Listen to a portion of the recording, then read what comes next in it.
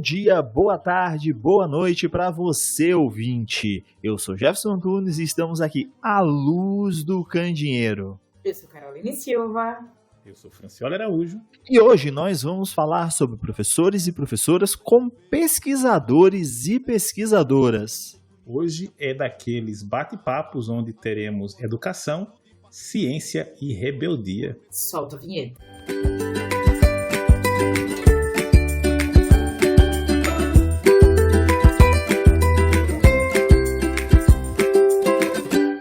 A pesquisa é educativa no grau em que pode relacionar-se com a prática da educação. Essa é uma afirmação muito forte feita por Stenhouse, certo? Que é uma pessoa que pesquisa acerca da nossa temática de hoje, que tem professores e professoras como pesquisadores e pesquisadoras. Para a gente começar a falar desse assunto, nosso primeiro ponto, a gente aporta aí na formação, né? No caso, a formação de pesquisadores e pesquisadoras.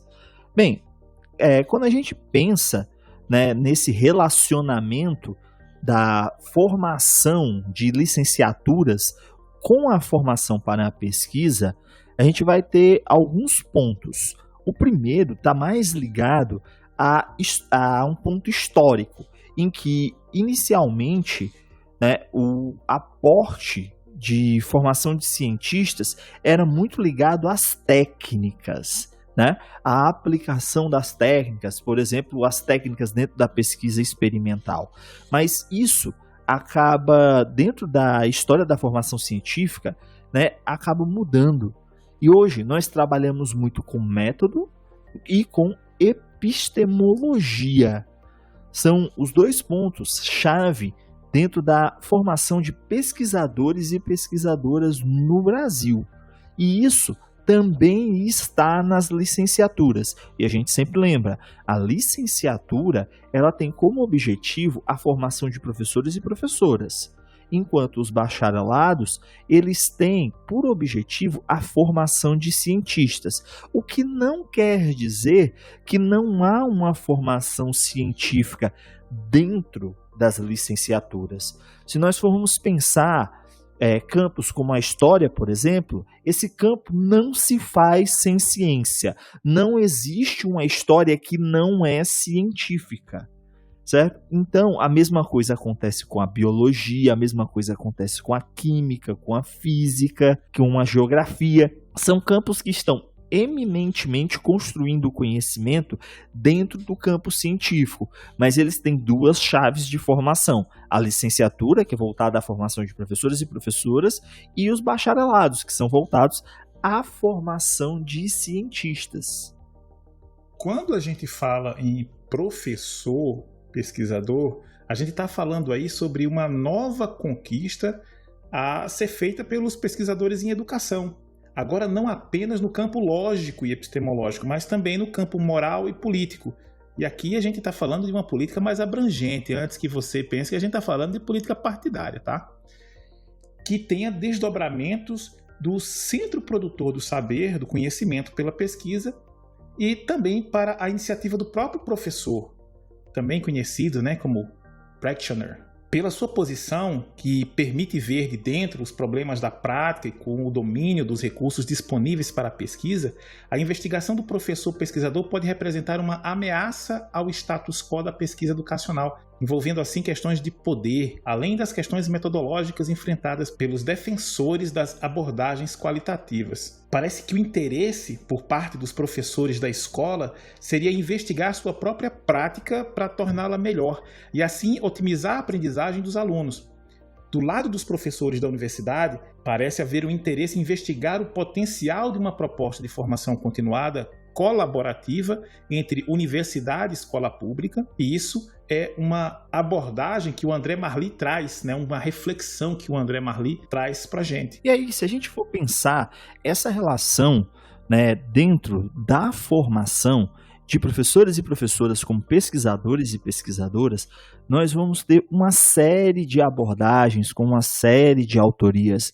É realmente em um ponto comum, repensar a prática, já que professores e professores estão eminentemente ligados à prática a partir do seu fazer de sala de aula. E como essas pessoas têm, em algum nível, uma formação científica, isso quer dizer o quê? Que elas têm algum domínio dos métodos e das técnicas de construção do conhecimento científico. São pessoas que estão aptas a fazer ciência e a fazer uma ciência a partir do seu cotidiano.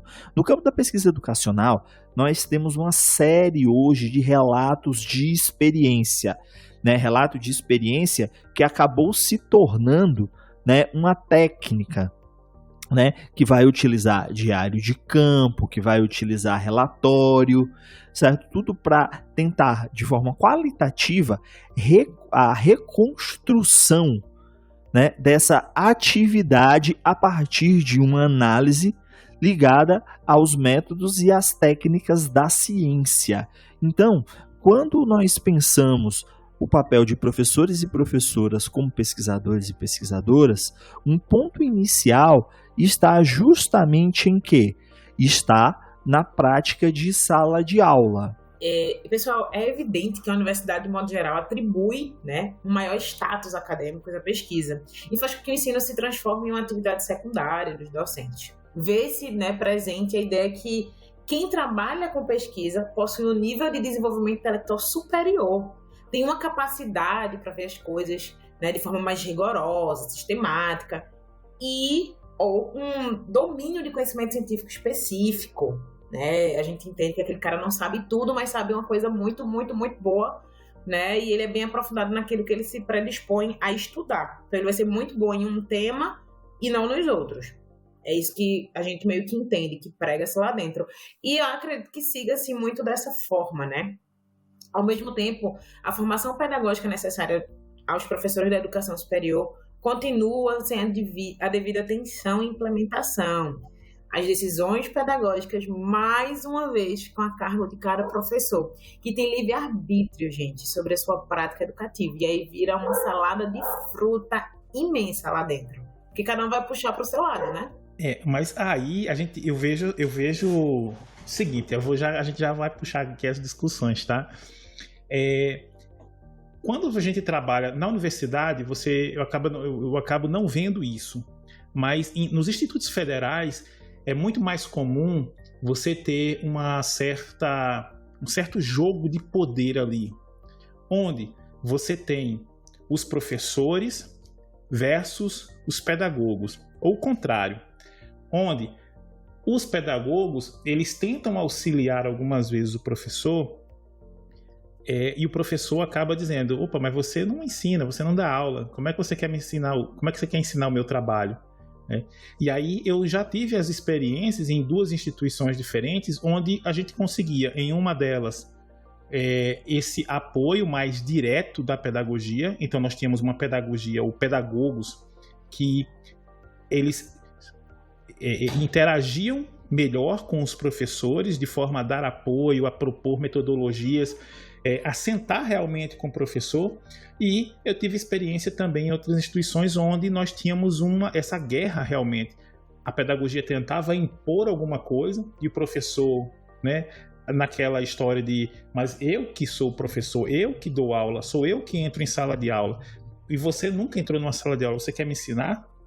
Então eu tive já essas duas situações e eu vejo que na universidade é completamente diferente e eu não consigo ver assim, esse equilíbrio em algum ponto. Entrando nessa discussão, aproveitando esse gancho que o Francioli deixou, é que dependendo da área onde a gente esteja, a gente não tem um pedagogo acompanhando, um apoio educacional ali daquela mexida, não, a gente tem um coordenador, que é o professor daquele curso, que se torna coordenador e vai gerindo quem vai assumir qual disciplina, quem vai fazer mais ou menos o quê, juntamente com o diretor do departamento, com o chefe do departamento, mas vem tudo muito amarrado e a gente não tem a questão de, olha, vai direcionando para esse lado ou para esse lado. Eu acredito que não tenha, participei de muitas reuniões como representante e nunca vi essa questão mais didática, não, são questões extremamente burocráticas, faz isso, a disciplina é tal, desse jeito, ninguém influencia. Obviamente que ninguém quer influenciar na didática de ninguém, mas ninguém direciona ninguém.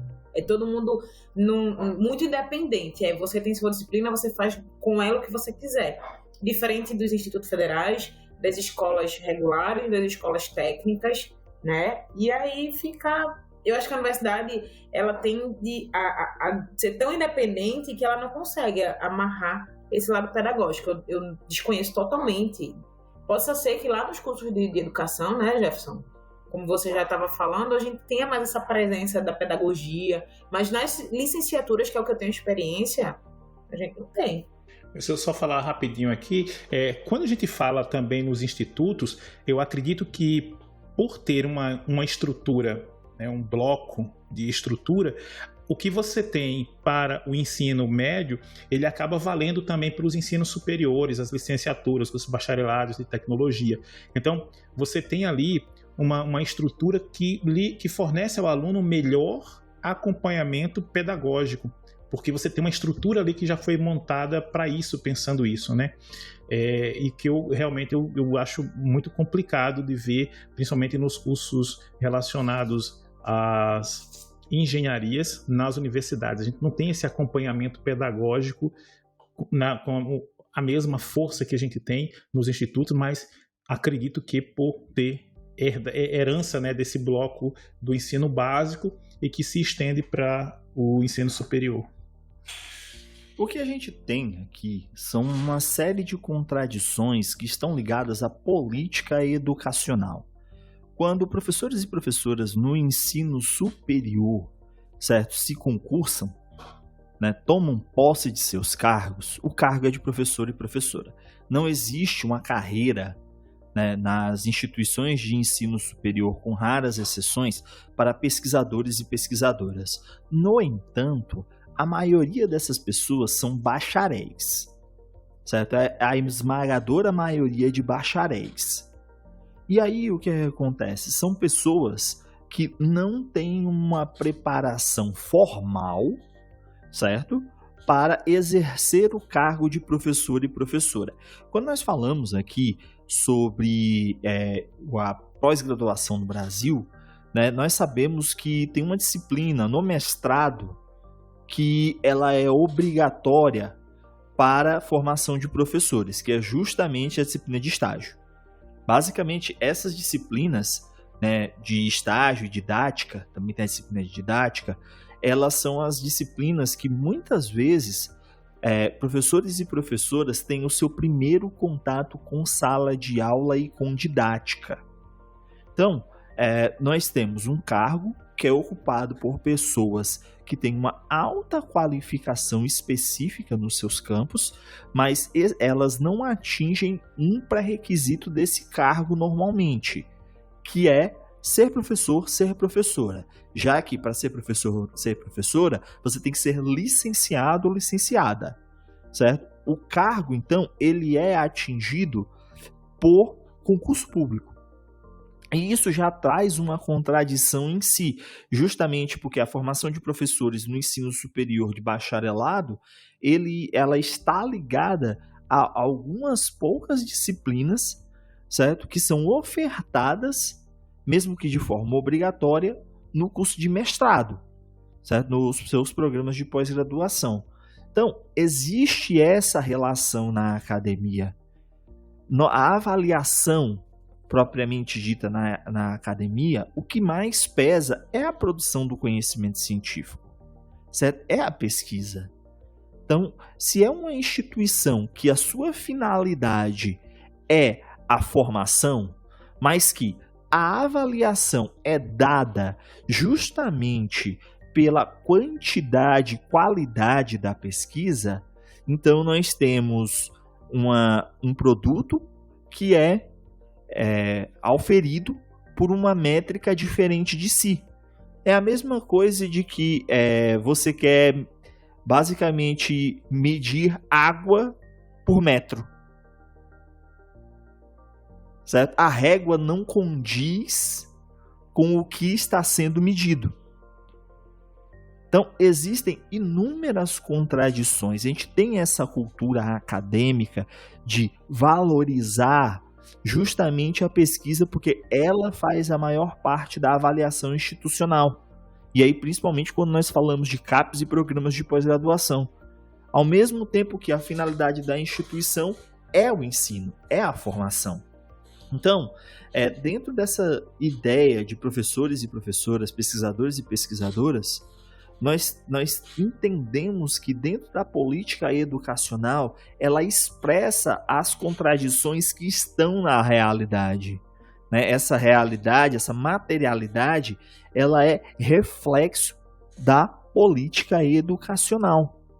E aí, tentando buscar formas de contornar essa ideia, a ideia do professor pesquisador, da professora pesquisadora, ela tem vários aportes que são muito interessantes, justamente partindo do princípio de que existe dentro do processo formativo, nas licenciaturas, esse posicionamento de uma construção do saber científico. Então, nós temos aí algumas oportunidades para realmente aproximarmos essas duas questões, essas duas profissões, certo? Que estão separadas, né, a partir das contradições que são postas dentro da nossa política educacional. Se a gente pegar, por exemplo, o trabalho do professor Donald Schoen, né, que ele vai pensar o profissional reflexivo, né, que é aquela pessoa que busca identificar problemas e implementar alternativas dentro das necessidades que ela tem em sala de aula. Essa pessoa, ela vai registrar, né, como em um diário de campo, certo? Os seus problemas, os seus desafios, certo? Os seus entendimentos, vai tratar isso como dados de pesquisa, realizando análises, e aí essa atividade profissional, né, essa atuação como professor, essa atuação como professora, ela acaba sendo indistinta da atividade de pesquisa. As duas coisas se somam. Na reflexão sobre a minha prática, eu construo o conhecimento que me ajuda a implementar e identificar problemas, que me ajuda a identificar problemas e implementar alternativas de solução. Então, essa abordagem do Donald Schoen, né, ela vai trazer algumas formulações que são muito interessantes, justamente na ideia de que a atitude investigativa por parte de professores e professoras que detectam problemas, procuram na literatura, na troca de experiências com colegas, né, utilizam diferentes recursos, vão buscar construir conhecimento sobre sua própria prática, refletindo sobre esse processo, buscando algum nível de aprimoramento. Então, essa é uma prática, né, como professor pesquisador, como professora pesquisadora, que ela é comum no campo da pesquisa educacional, muito especificamente voltada à pedagogia, certo? Não a todas as licenciaturas, certo? E o que é que vem a acontecer? Ela entende que a própria aula é o campo da pesquisa privilegiado. Então, a abordagem do profissional reflexivo, né, da profissional reflexiva, do Donald Schoen, ela é uma abordagem bem interessante, justamente porque tenta, né, a partir dos elementos que estão colocados, né, professor e professora, pesquisador e pesquisadora, romper essas contradições em uma nova síntese que reúna, né, os dois papéis dentro da ação pedagógica. E aí, Jefferson, aproveitando a tua fala, para identificar que nos programas de pós-graduações que não tem a questão mais voltada para a pedagogia, para a educação, a pessoa, né, que está lá fazendo pós-graduação, mestrado, doutorado, acredito que doutorado, né? O único contato que ela vai ter com a docência é se ela for bolsista CAPES. porque a CAPES exige que você pague, né, estágio à docência quando está no doutorado. Se ela não for bolsista CAPES, ela não tem essa exigência. Então, ela vem de um bacharelado, ela vem de uma metodologia, ela segue no mestrado sem ver nada voltado para educação ou pedagogia, ela vai para o doutorado, continua sem ter esse outro viés e ela conclui o seu processo para se tornar professor universitário, né? Diferente quando você vem da licenciatura, você já tem dependendo obviamente da licenciatura, você já tem uma noção do que você precisa ver, de como você precisa se portar. Então, é uma bagagem realmente que você tem que construir ao longo da sua carreira acadêmica. Logicamente que a gente sabe que existem pessoas que já vêm com dom, que já nascem para isso, mas não é 100% nem 90% que é dessa forma. E quando você falou do Donald, é Donald Shum, não é isso? Isso, Donald Shum. Donald Shum, que ele fala, né, que existe o profissional, o professor reflexivo, que está atento, que quer melhorar, que troca figurinha, sabe que, poxa, esse assunto não ficou bom dessa forma, vou ver de outra, vou tentar colocar outra metodologia, outra didática para que todo mundo entenda. Não é uma maioria dentro da instituição, tá? É uma minoria, mas sim, existem profissionais competentes, não só no âmbito educacional universitário, que é onde predomina a maioria de pesquisadores, mas também dentro das escolas e dos institutos federais, sabe? Dentro da escola, eu acho que essa troca de figurinha ela se torna um pouco maior, pelo menos dentro das minhas vivências de escola estadual.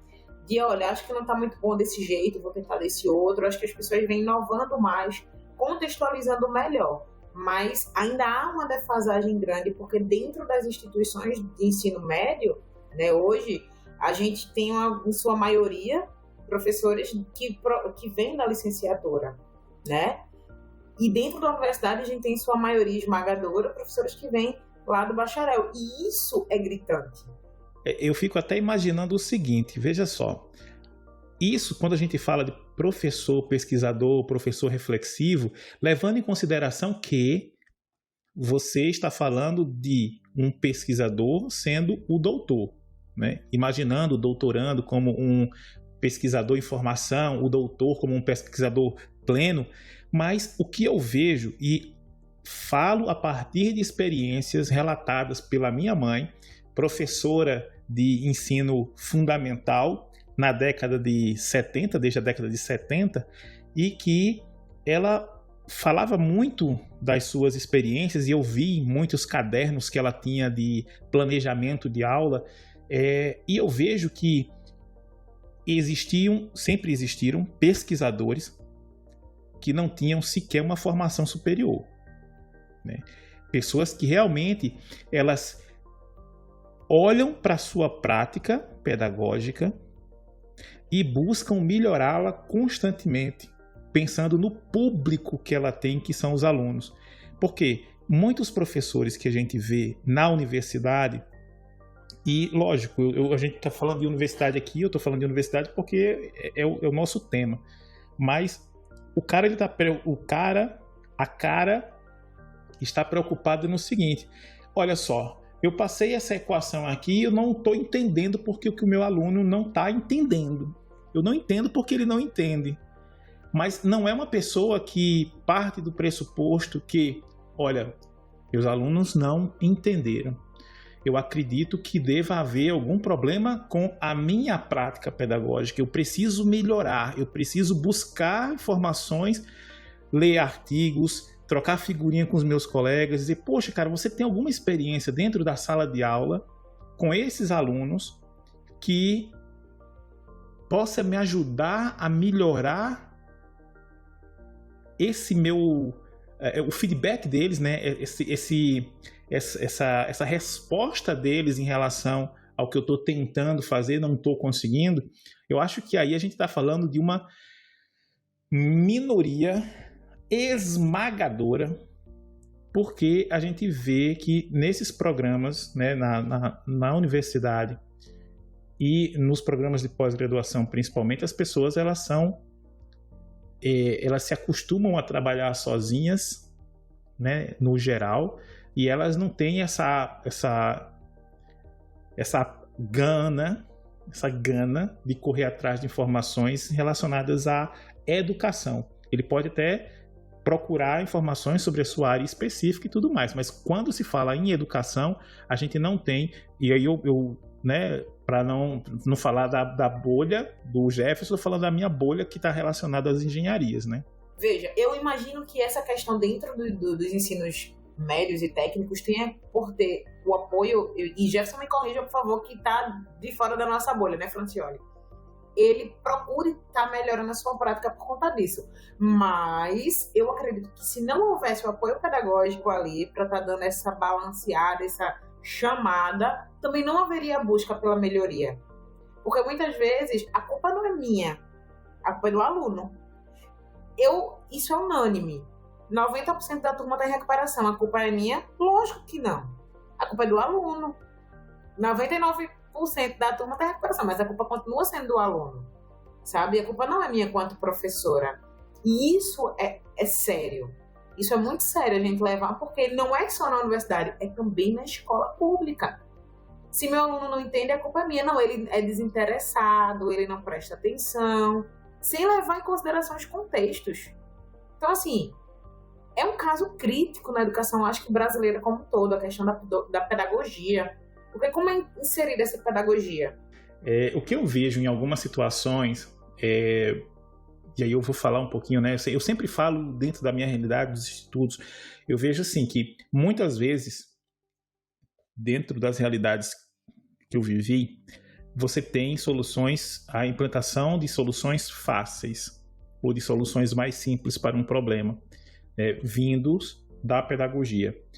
Eu acredito, e hoje assim, quando a gente gravou aqui com a Adriana, e nós falamos, eu tinha uma relação com a pedagogia acirrada, de ânimos acirrados. Eu não queria que o pedagogo viesse conversar comigo, tá? Sinceramente, eu estou falando assim, muito de boa. Talvez eu devesse ter relatado isso no episódio 100, tá?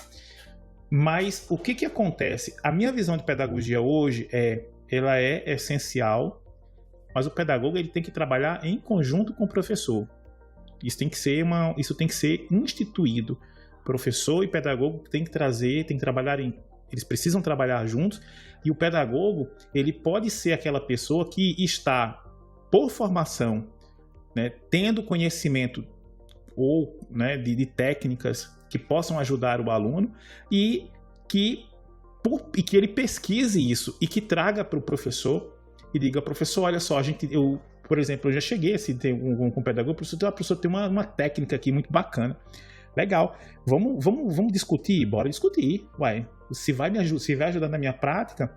Mas eu também já tive, por exemplo, quando você vai fazer o seu plano de aula, você vai colocar lá todos os tempos, assim, você vai trabalhar com o quê? Né? É uma aula expositiva, aí você tem lá uma série, eu até esqueci o livro que eu usava para fazer isso, mas eu cheguei um belo dia com um programa de ensino, entreguei para a pedagoga responsável e ela me devolveu o programa de ensino dizendo o seguinte: professor, mas eu não estou vendo aqui nenhuma aula expositiva, você não colocou nenhuma aula expositiva. Eu digo: mas olha todas as outras técnicas que eu vou abordar com os alunos esse ano. Não, professor, mas tem que ter aula expositiva. Eu digo: não, mas espera aí. Aí eu estou fazendo uma coisa diferente. Eu vi que eu consigo abordar essas outras... a gente tinha... Deixa eu ver aqui. Eu não vou recordar agora. Mas assim, eram várias técnicas que você podia usar, né? São várias metodologias. E para mim, a aula expositiva era aquela que eu menos iria usar. Por quê? Porque eu ia trabalhar com os alunos em laboratório. Eu queria que eles...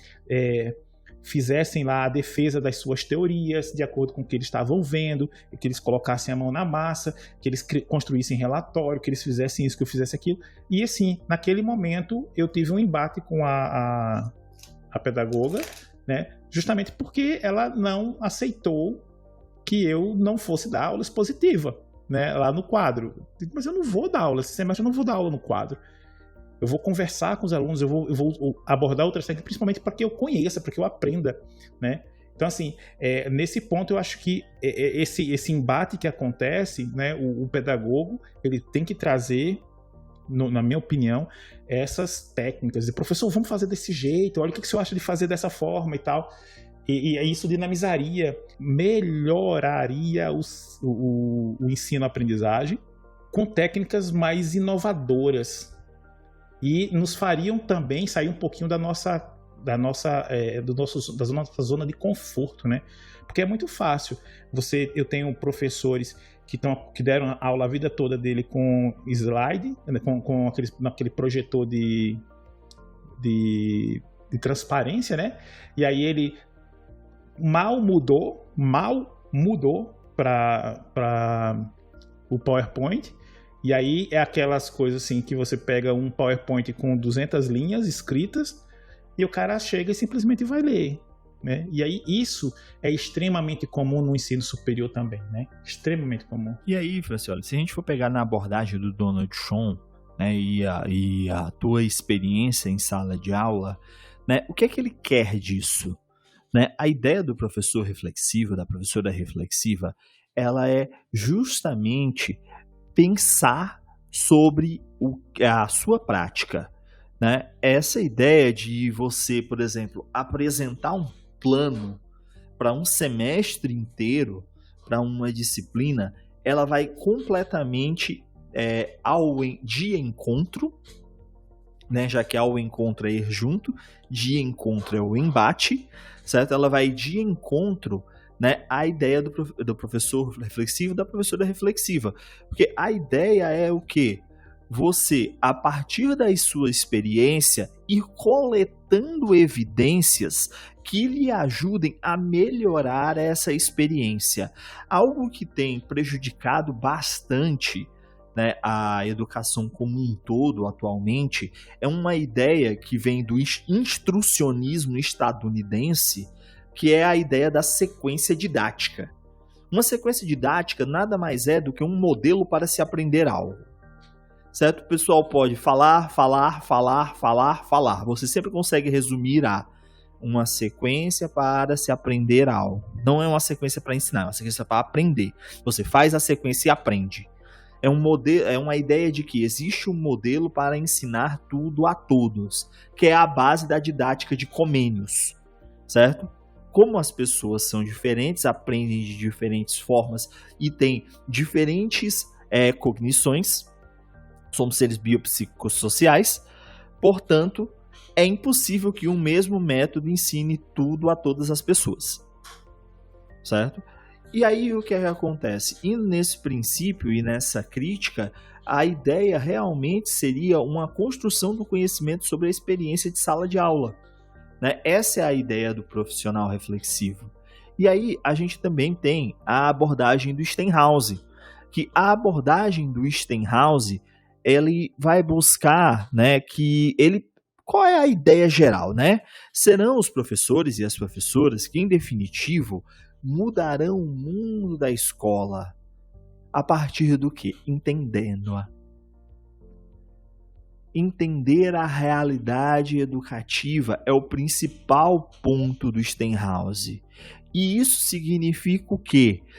Investigar a dinâmica da realidade educativa e, a partir de diagnósticos da realidade educativa, propor mudanças. Não está ligado diretamente à reflexão, mas à construção do conhecimento, já que na ideia do Stenhouse existe também um espaço para pesquisa colaborativa. Né? Ele não tenta juntar a parte de ensino-aprendizagem com a parte de pesquisa. Ele entende que são coisas diferentes e que ele vai amarrar pelo objeto. E o objeto é o quê? O cotidiano escolar. E o cotidiano escolar, para o Stenhouse, ele é amplo. Né? Ele não está falando do cotidiano de ensino-aprendizagem, não. Ele está falando de toda a escola. Então, a categoria básica para a compreensão do fenômeno educativo, ela é esse cotidiano escolar. E é a partir dessa unidade de análise que professores e professoras, pesquisadores e pesquisadoras, né, em conjunto, conseguem apresentar esses diagnósticos para propor mudança. certo? Então, a gente tem uma outra forma de pensar, né, essa ideia do professor pesquisador, da professora pesquisadora, né? Com base em quê? Numa ação para uma educação transformadora, que é uma categoria que ele usa bastante, né? Ele vai buscar na compreensão da realidade, certo? Um diagnóstico que possa ofertar mudanças para que sejam implementadas na mudança justamente do cotidiano escolar. Então, o Stenhouse aí, ele é um pouco mais materialista. Né? Ele está preocupado com o quê? Com as múltiplas determinantes que convergem ao fenômeno educacional. E é interessante, assim, quando você analisa isso de um ponto de vista mais frio também, que você vê que tem muito professor, muito profissional da educação, que ele, e aí eu não tiro de forma nenhuma acho que a motivação ou a falta de motivação desse professor. Aqui no Brasil, especialmente, quando você tem os professores em escolas estaduais que precisam dar quantas aulas, precisam trabalhar em quantos turnos, né? E tem toda uma questão de deslocamento que dificulta muito isso. É claro que motivação é pessoal, você pode ter um professor que trabalha aí 80 horas por semana e que faça a sua pesquisa, e que consiga atingir os alunos através dessa pesquisa reflexiva, através desse entendimento da realidade que ele vive. E você vai ter pessoas que às vezes têm uma carga horária ali de 6 horas numa instituição pública e ele entra, às vezes finge que dá aula, vai embora e ele não tem noção do que acontece ali dentro, né? A gente tem esses extremos, motivação, como diz meu orientador, é pessoal. Então, eu acho que é extremamente importante quando a gente tem essa possibilidade, quando as instituições, as escolas, elas nos dão essa possibilidade e nos incentivam também, né? Porque algumas vezes falta, claro, eu já escutei muito de colegas, professores, dizendo assim, olha, mas eu não sei fazer isso. E aí a gente diz, mas senta aqui comigo que a gente ensina.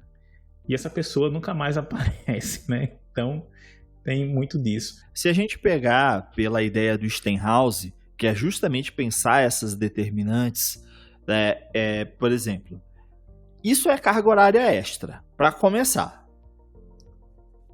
Logo, o que acontece? A gente tem que ter um tempo de planejamento pedagógico para ser professor pesquisador, para ser professora pesquisadora. Olha aí a causa material do negócio. Certo? Primeiro, impeditivo, né? Impeditivo material. Né? Nós já fazemos tantas jornadas extras que essa ideia acaba se tornando uma outra jornada. Então, o primeiro passo de aprimoramento é justamente numa questão de política educacional.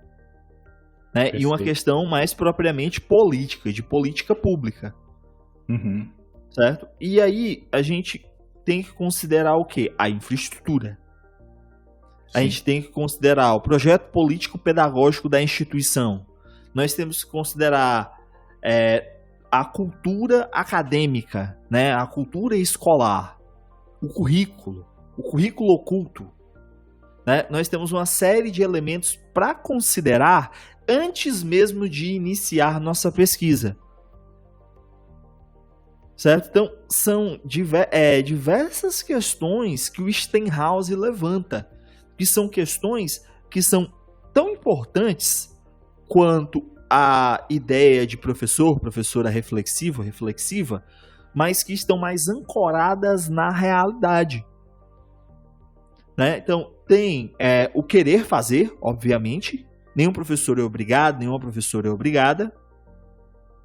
Certo? Mas nós temos essa realidade que nos impõe coisas que estão além de nós. Eu acho que nesse ponto a gente precisa, enquanto professor, imaginar a quem servimos, né? E eu sempre digo assim, depois que eu, jogando RPG, conheci Mago Ascensão, eu gosto de fazer uma analogia com os professores. Nós somos artífices de realidades. Muitas vezes o professor ele não se dá conta do quão ele impacta na vida dos seus alunos. E aí, quando nós nos tornamos verdadeiros professores, pesquisadores da educação, da prática cotidiana, da prática pedagógica, a gente consegue trazer resultados muito mais significativos para o nosso público-alvo. E, consequentemente, imagino eu, tirando os sádicos, um professor, né, que tenha por... Eu não vou nem falar em vocação, né, porque isso aí exorta alguns valores que eu acho que eu discordo um pouco. Mas quando a gente se encontra, né, como professor, acredita que aqui, olha, é isso que eu faço da minha vida, eu gosto de fazer, é muito mais interessante você conseguir, por mérito, não estou falando aqui de meritocracia, mas por mérito, aprovar uma turma, ou uma turma por mérito ser aprovada na sua disciplina, do que você reprovar 90% da sua turma, né? Eu acho que a gente precisa levar essa questão do pesquisar a nossa prática, pesquisar a realidade da sala de aula para melhorar a nossa prática muito mais a sério, porque aí a gente consegue resultados, creio que, novamente, tirando os sádicos, né, muito mais significativos para nós, enquanto profissionais, e também para os alunos. E aí, imagine que estamos tendo essa discussão para a escola regular, para a universidade regular, sem entrar no discurso da inclusão. Porque quando o Francioli falou lá atrás, né, senta aqui que eu te ensino e o professor vai embora, e é uma frase que cabe em outro podcast, com certeza a gente vai gravar, que quem trabalha com inclusão, né, na sala de recurso dentro das escolas, ou nos institutos, ou nas universidades, escuta a seguinte frase: mas eu não aprendi isso na graduação. Sabe? Eu não fui ensinado a isso. Ninguém foi. A gente tem que buscar, se nós somos profissionais e queremos incluir, a gente tem que arrumar a nossa pedagogia para atingir aquele aluno que também é nosso aluno. Porque o aluno é da instituição e a gente tem que abraçar ele como um todo. E aí imagina como essa problemática que a gente está conversando hoje, ela se torna com a maior proporção. Pessoal, olha só, esse papo com certeza ele vai render muitos outros episódios do nosso podcast, né? A gente vai trazer muito mais coisa aí. Tem muita coisa para discutir, tem muita prática pedagógica a falar aqui, seja para o bacharel, seja para o licenciado, seja, no meu caso, o tecnólogo. Então, assim, a gente vai trazer mais coisas, com certeza. Mas o querosene está acabando, daqui a pouquinho a gente vai ficar sem luz. Então, vamos encerrar por hoje nosso episódio. E eu espero, assim, que esse papo tenha trazido alguma luz, tenha trazido alguma coisa interessante, tenha deixado o nosso ouvinte inquieto para buscar mais informações, para ver com a gente aqui, ó, coloca lá no grupo do Telegram, dá uma puxadinha lá no Instagram também, vamos discutir um pouco mais esse assunto, vamos conhecer um pouco da sua prática como pesquisador, vamos olhar o que você faz aí na sua instituição, enquanto pesquisador da área de inclusão, por exemplo, o que você tem de inclusão, o que você está excluindo, né? O que a instituição exclui. Então, assim, esperamos muito que esse episódio traga alguma luz sobre algum tema, que instigue mais discussão. E por hoje é só. Valeu, gente. Até o próximo episódio. Tchau, tchau. Valeu, minha gente. Tchau, tchau.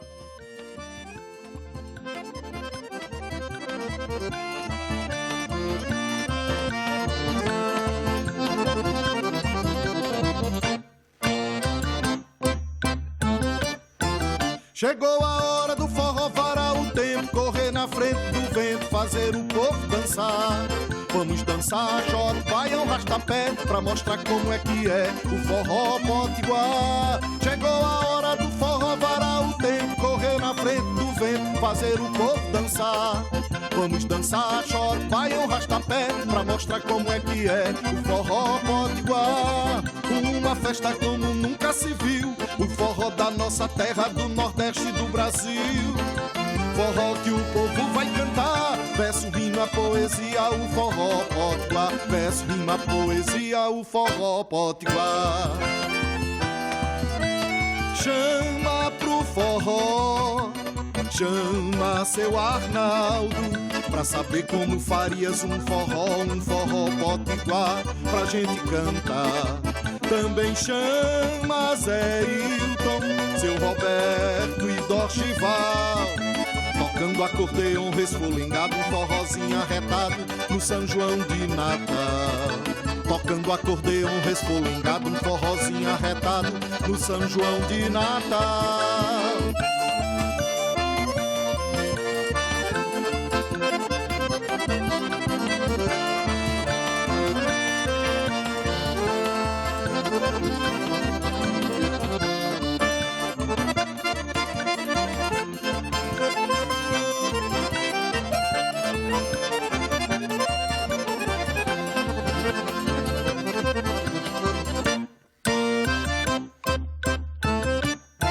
Chegou a hora do forró varar o tempo, correr na frente do vento, fazer o povo dançar. Vamos dançar, shot, baião, rastapé, pra mostrar como é que é o forró potiguar. Chegou a hora do forró varar o tempo, correr na frente do vento, fazer o povo dançar.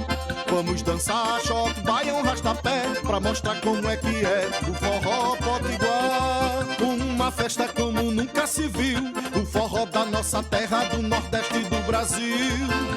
Forró que o povo vai cantar, verso, rima, poesia, o forró potiguar. Verso, rima, poesia, o forró potiguar. Chama pro forró, chama seu Arnaldo, pra saber como farias um forró potiguar, pra gente cantar. Também chama Zé Hilton, seu Roberto e Dorchival, tocando acordeon resfolengado, um forrozinho arretado no São João de Natal. Tocando acordeon resfolengado, um forrozinho arretado no São João de Natal. Tocando acordeon resfolengado, um forrozinho arretado no São João de Natal. Tocando acordeon resfolengado, um forrozinho arretado no São João de Natal.